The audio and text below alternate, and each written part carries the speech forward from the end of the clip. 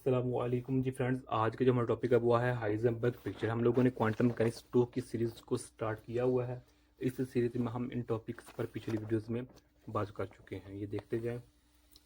तो आज की जो वीडियो है वो हमारे पास है, वीडियो नंबर 9 है। इसका बी पार्ट है Heisenberg picture and the Heisenberg equation of motion है। हमने पिक्चर क्वांटम मैकेनिक्स को स्टार्ट किया हुआ है, 10th चैप्टर है जेटरी की बुक का। तो उसमें सेकंड टॉपिक हमारे पास हाइजेनबर्ग पिक्चर। बेसिकली 3 पिक्चर्स हैं, उनमें से सेकंड पिक्चर है ये है।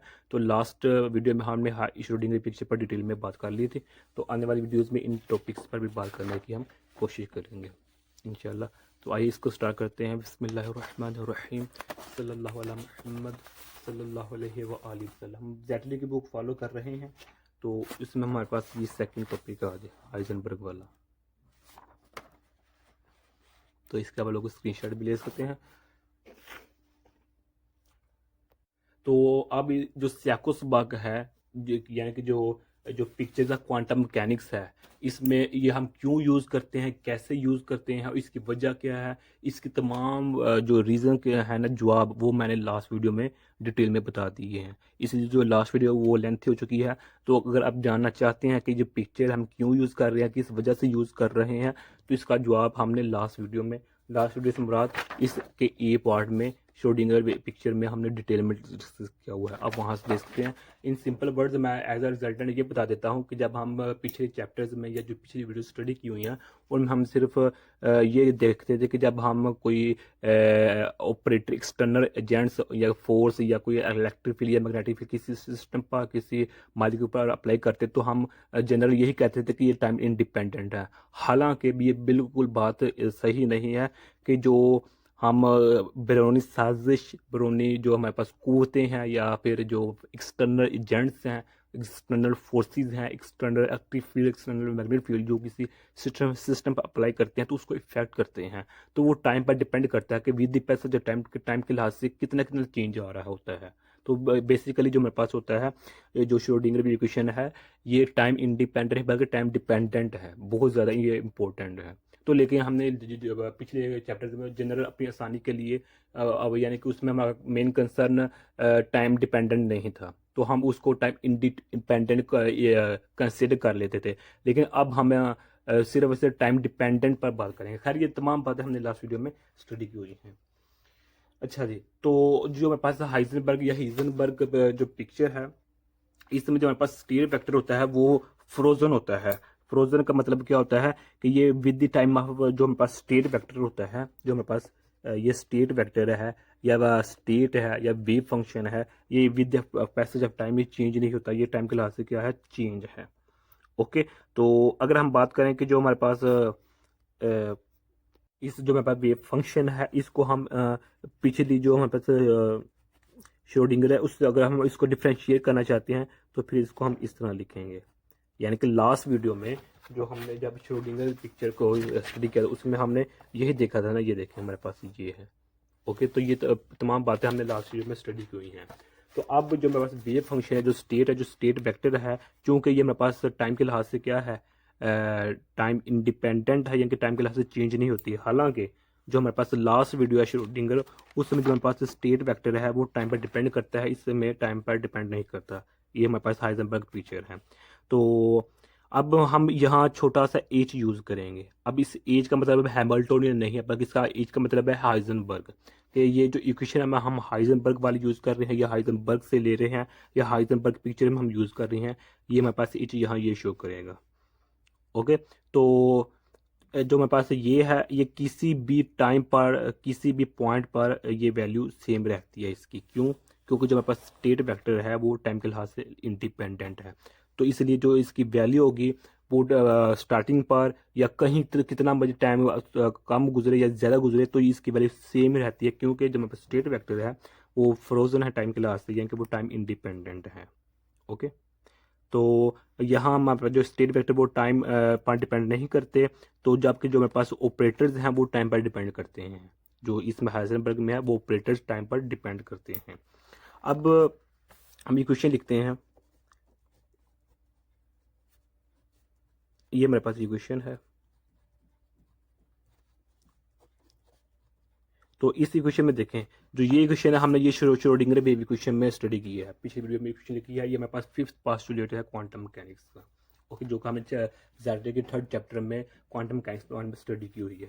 खैर, ये मेरे पास ये क्या है, टाइम एवोल्यूशन ऑपरेटर है, इसको हम प्रोपेगेटर कहते हैं। इसका क्या मकसद होता है, इसका हमने जवाब लास्ट वीडियो में दे दिया हुआ है। तो अब जो मेरे पास है एक इक्वेशन है, इसको हम इस तरह लिखते हैं। ओके, ये है हमारे पास। अब यहाँ देखें, इस इक्वेशन में हमारे पास टी नॉट है, इस इक्वेशन में हमारे पास जीरो है। इस इक्वेशन में हमारे पास जो ये प्रोपेगेटर है, टाइम एवोल्यूशन ऑपरेटर है, ये यहाँ टी नॉट है, यहाँ टी नॉट भी नहीं है। ओके, तो अब यहाँ से मतलब क्या हो गया, चलो कि इसको हम, जो हमारे पास ये इक्वेशन है ना, ये वाली, इसको हम नाम देते हैं, ये हमारे पास एस इक्वेशन है। ओके, या चलिए इसको हम कहते हैं ये वन इक्वेशन है हमारे पास। तो अब हम अगर इस इक्वेशन का, जो मेरे पास ये इक्वेशन है, इस इक्वेशन को हम मेनटेन कर रहे हैं, तो हम इस तरह लिख सकते हैं। ये इधर आएगा तो हमारे पास ये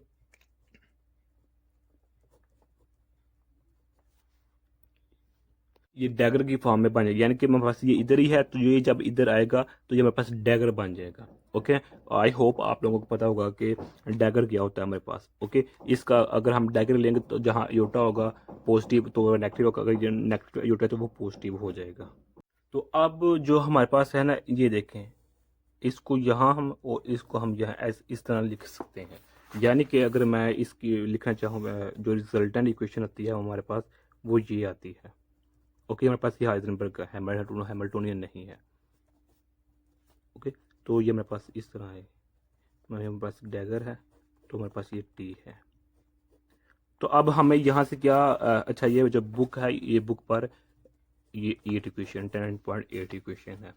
अब इस इक्वेशन से हमें क्या मालूम हो रहा है कि ये देखें, इसकी जगह हम ये लिख सकते हैं, इसकी जगह हम ये लिख सकते हैं। यानी कि ये देखें, ये मेरे पास ये ना, तो यहाँ टी नॉट है। टी नॉट कब होता है, जब हमारे पास इनिशियली होता है, स्टार्टिंग पर होता है। और ये टी कब होता है, जब हम विद पैसेज ऑफ टाइम, जब हमारे पास कुछ ना कुछ टाइम गुजर जाए। तो अब हमने क्या किया है इसका, कि जो हमारे पास ये है, जो ये इक्वेशन है, इस इक्वेशन का हमने डैगर ले लिया हुआ है। ये देखें, हमारे पास ये इक्वेशन है ना, ये वाली, ये इक्वेशन किसकी इक्वल है, ये वाली, ये इक्वेशन है ना, ये किसकी इक्वल है, इसका। इसका हमने क्या ले लिया हुआ, डैगर ले लिया है। तो डैगर ले लिया हो तो इसका मतलब क्या है, जो हमारे पास टी नॉट वैल्यूज है, वो हमारे पास क्या हो गई है, खत्म हो चुकी हैं। क्यों? क्योंकि वो हमारा टाइम इंडिपेंडेंट है, वो अभी टाइम स्टार्ट ही नहीं हुआ, वो स्टार्टिंग वाला पॉइंट है टी नॉट वाला। तो वो जब उसका हम डैगर लेंगे, कॉन्जुगेट लेंगे, हमारे पास एडजॉइंट लेंगे, तो हमारे पास जीरो हो जाएगी। तो यही वजह है कि जो है इसका जब हम डैगर लेंगे तो वो हमारे पास किसकी इक्वल आएगा, इसकी इक्वल आएगा। और इसकी इक्वल आने का मतलब क्या है, ये हमारे पास new state, new function, new state vector बन चुका है। ओके, ये जिसको हमने हाइजेनबर्ग का नाम दे रहे हैं। तो यही हमने स्टार्टिंग में इक्वेशन लिखी थी, ये वाली, ये देखें। तो खैर, अब यहाँ देखें कि सिंपल क्या है कि ये दो स्टेप ना भी करें, हम इस इक्वेशन से हम इस इक्वेशन में डायरेक्ट आ सकते हैं। तो अगर जो पेपर चेक करने पड़ेगा तो वो खुद ब खुद जान जान जाएगा कि जब हम इसका डैगर लेंगे तो हमारे पास जो नॉट वैल्यू जीरो लेगा। खैर, अब नेक्स्ट चलते हैं। तो नेक्स्ट क्या है कि हम जानते हैं, जो मेरे पास ये यू है, जो प्रोपेगेटर है, जो टाइम एवोल्यूशन ऑपरेटर है, इसकी जो वैल्यू है वो हमारे पास ये है जी, यही वैल्यू है ना हमारे पास। लास्ट वीडियो में हमने यही कहा था कि लास्ट वीडियो में हमारे पास ये था कि जो टी था वो T equal to T naught ऐसे था यहाँ। ओके, यहाँ, लेकिन अब हमने टी नॉट को नहीं लिखा हुआ। ओके, तो अगर टी नॉट को नहीं लिखा, इसका मतलब टी नॉट हमारे पास क्या है, जीरो है। ओके, इसका मतलब यही है, अगर हम टी नॉट को ऐड करना चाहते हैं तो इस इक्वेशन को फिर हम इस तरह लिख सकते हैं, T negative T not etch cut over, ये हमारे पास जो इच कट है, ये इच कट हमारे पास, ये है हमारे पास। खैर, ये हमारे पास ये इक्वेशन है। तो अब इसका जब हम डैगर लेंगे, डैगर इस तरह लेते हैं, ये देखिए हमारे पास ये डैगर ले लिया, ये निशानी डैगर की। तो जहाँ योटा पॉजिटिव है वो नेगेटिव हो जाएगा, तो जहाँ नेगेटिव वो पॉजिटिव हो जाएगा। तो ये ये हमारे पास इक्वेशन है। तो अब इस जो मेरे पास ये है ना, इसकी वैल्यू को हम यहाँ पुट कर देते हैं। ये 10.8 है, तो यहाँ इसकी हम वैल्यू को पुट कर देते हैं, तो हमारे पास क्या बन जाएगी, ये इक्वेशन बन जाएगी इस तरह।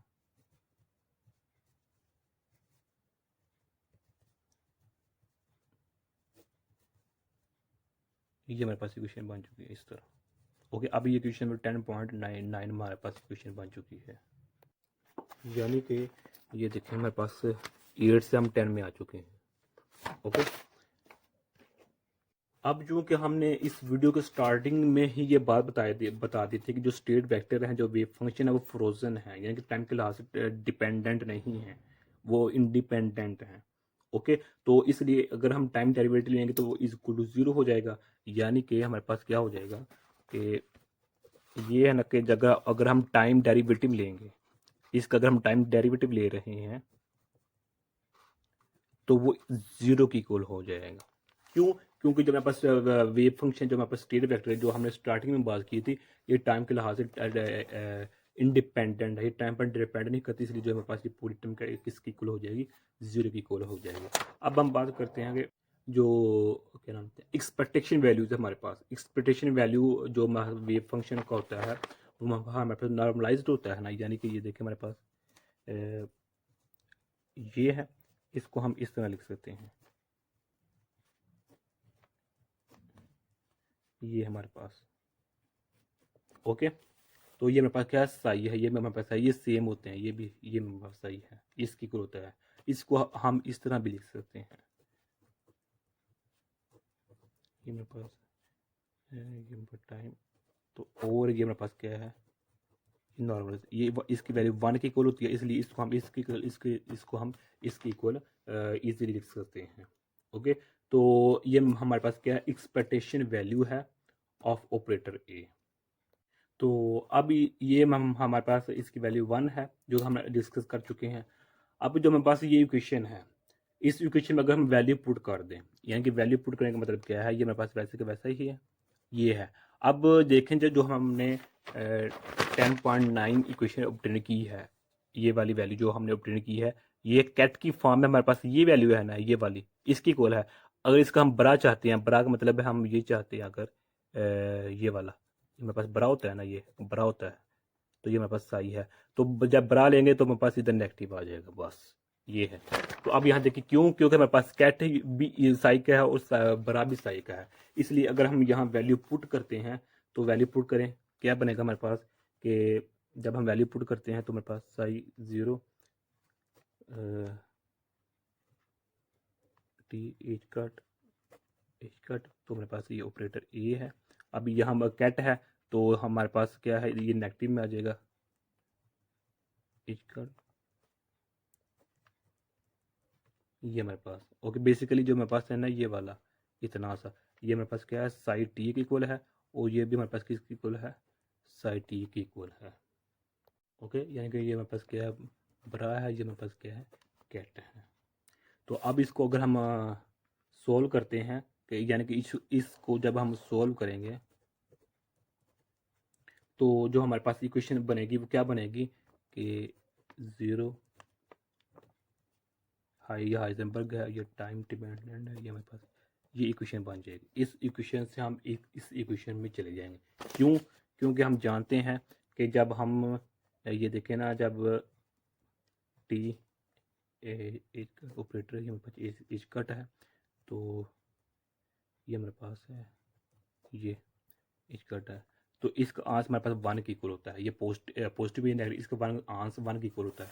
अब यहाँ देखें, ये यहाँ भी वही क्वांटिटी है, ये पॉजिटिव में है, ये नेगेटिव में है, इन दोनों का आंसर 1 की इक्वल हो जाएगा, तो ये भी वैसे की वैसी आ जाएगी, ये भी वैसे का वैसा, और ये भी हमारे पास वैसे की वैसी आ जाएगी, तो ये हमारे पास है। ओके, तो अब इस इक्वेशन को हम इस इक्वेशन की फॉर्म में लिख सकते हैं।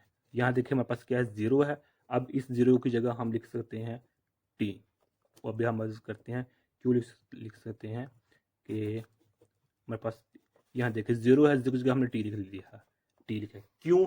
क्योंकि हमने स्टार्टिंग में ही बात की है कि जो स्टेट वेक्टर है, जो वेव फंक्शन है, वो फ्रोजन है, टाइम के लिहाज से चेंज नहीं हो रहा था, इसलिए इस इक्वेशन को हम इस इक्वेशन की फॉर्म में लिख सकते हैं। इधर अगर चाहें तो छोटा सा इच भी डाल सकते हैं, ताकि हमें पता चल जाए इधर भी ये हाइजेनबर्ग की पिक्चर में इसे यूज़ कर लें।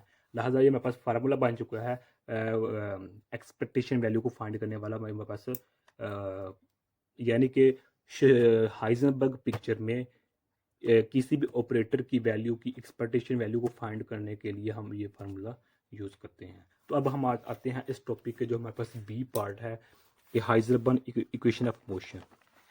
ओके, यानी कि हमने ये दो पार्ट है ना इस वीडियो के। अब है दी हाइजेनबर्ग इक्वेशन ऑफ मोशन है। इसके मैं क्या करता हूँ, चूँकि ये वीडियो लेंथी हो चुकी है इसलिए मैं पहले जो इक्वेशन है वो लिख लेता हूँ, फिर उस पर हम बात करते हैं। तो अब इसमें हमने ये देखे हमारे पास इक्वेशन ऑब्टेंड हो चुकी है। इक्वेशन कैसी आई, कहाँ से ये, इसका हमने मुकम्मल पर डिस्कस कर ली है। अब हम सपोज करते हैं, अगर हम ये कहते हैं, सपोज करते हैं हमारे पास ये ऑपरेटर है जो कि टाइम पर डिपेंड नहीं कर रहा। इसका मतलब क्या है कि जो हमारे पास इसका अगर हम पार्शियल टाइम डेरिवेटिव तो वो हमारे पास जीरो की इक्वल आएगा, हम सपोज कर रहे हैं। ओके, तो अब इसी तरह हम इस इक्वेशन का टाइम डेरिवेटिव लेते हैं। यानी कि पहले ये बात देख लें, हम जानते हैं ना कि जो मेरे पास है यह एज क्या शो कर रहा है, बर्ग वाला ऑपरेटर है। तो अब इस इक्वेशन को मैं इस तरह लिख सकता हूँ, ये मेरे पास है ना इस तरह, इसको मैं इस फॉर्म में लिख सकता हूँ।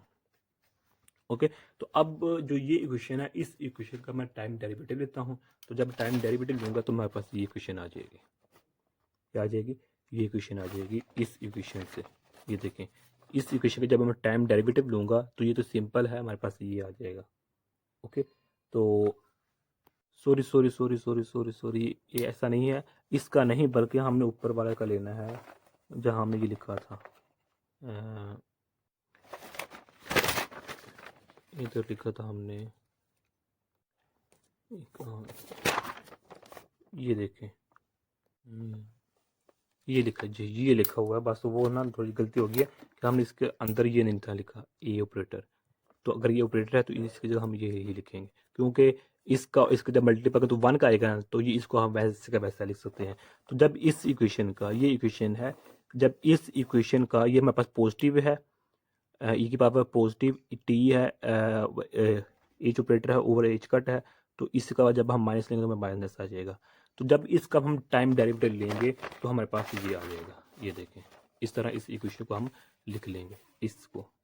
ओके, ये दिखा ना, 1 2 3 क्वांटिटी है ना, तो जो हमारे पास थर्ड है वो हमारे पास मुकम्मल तौर पर जीरो हो जाएगी।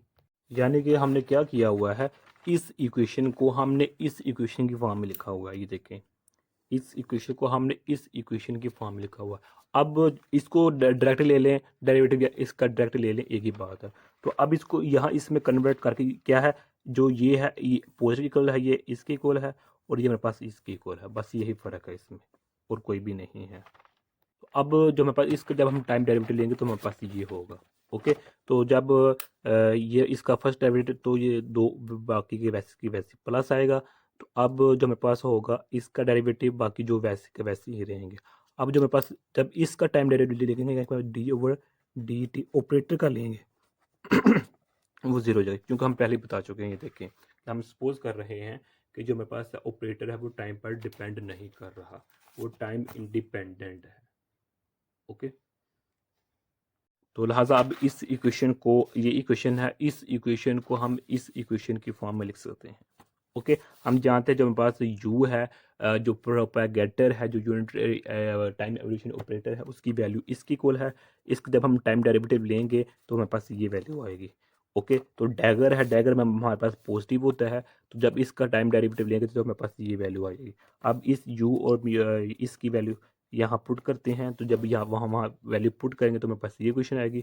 इस इक्वेशन को हम इस इक्वेशन में चेंज कर सकते हैं। सिर्फ क्या किया है, योटा ऊपर था, इसको हमने नीचे ले आएंगे। क्या करेंगे, ऊपर भी मल्टीपल कर देंगे और नीचे भी। तो योटा ऊपर योटा स्क्वायर बन जाएगा, तो योटा स्क्वायर किसकी कुल 1 की कुल तो है -1, तो यहाँ -1 आ जाएगा। ओके, तो इसी तरह हमने यहाँ भी ऐसे किया कि योटा को नीचे ले आए, ऊपर भी मल्टीपल कर दिया योटा से नीचे भी, तो योटा स्क्वायर हो जाएगा ऊपर वाला, तो -1 की तो वो नेगेटिव, इस नेगेटिव से 1 पॉजिटिव हो जाएगा, तो हमारे पास यहाँ पॉजिटिव आ जाएगा। तो ये इक्वेशन, अब इस इक्वेशन से हमने इस को क्या कॉमन निकाले, ये आ गया। अब इस इक्वेशन को हम इस फॉर्म में, यानी कि इस मुकम्मल को हम एच की फॉर्म में लिख सकते हैं। तो यही हमने हमारा टारगेट था अचीव करने का, जो कि हमने अचीव कर लिया हुआ है। ये मेरे पास जो बुक पर है वो हमारे पास 10.13 ये इक्वेशन है। ओके, तो देखिए जिस तरह हमारे पास श्रोडिंगर वेव इक्वेशन यूज होती है श्रोडिंगर पिक्चर में, यानी कि लास्ट वीडियो में श्रोडिंगर पिक्चर हमने स्टडी किया है, तो जिस तरह श्रोडिंगर पिक्चर में श्रोडिंगर वेव इक्वेशन यूज होती है, बिल्कुल इसी तरह हाइजेनबर्ग पिक्चर में हमारे पास ये इक्वेशन यूज होती है इस तरह। ओके, तो अब हमने लास्ट वीडियो में भी इस पर बात की थी कि ये देखें लास्ट वीडियो में हमने कहा था ये हमारे पास क्या है, Schrodinger wave equation and Schrodinger picture है, और हमारे पास ये है इक्वेशन है जो कि हमारे पास है जो हम श्रोडिंगर हाइजेनबर्ग इक्वेशन में यूज़ करते हैं। ओके, ये लास्ट वीडियो हमने कहा था। ओके, तो ये मेरे पास क्या है, श्रोडिंगर वेव इक्वेशन है, इन श्रोडिंगर पिक्चर है, और ये मेरे पास इक्वेशन है किस में, हाइजेनबर्ग इक्वेशन में। तो यही ये देखिए, यानी कि जो मेरे पास ये इक्वेशन है, इसी इक्वेशन को हम इस इक्वेशन की फॉर्म में इस तरह लिख सकते हैं। तो यही आज का हमारा इतना सा टॉपिक था, लेकिन ज़्यादा हमारे पास यही इक्वेशन हम यूज़ करते हैं। तो नेक्स्ट वीडियो में जो हमारे पास इसका सी पार्ट होगा, इंट्रैक्शन पिक्चर यानी कि डायराग इंट्रैक्शन पिक्चर, उस पर बात करने की कोशिश करेंगे। तब तक के लिए हाफिज़।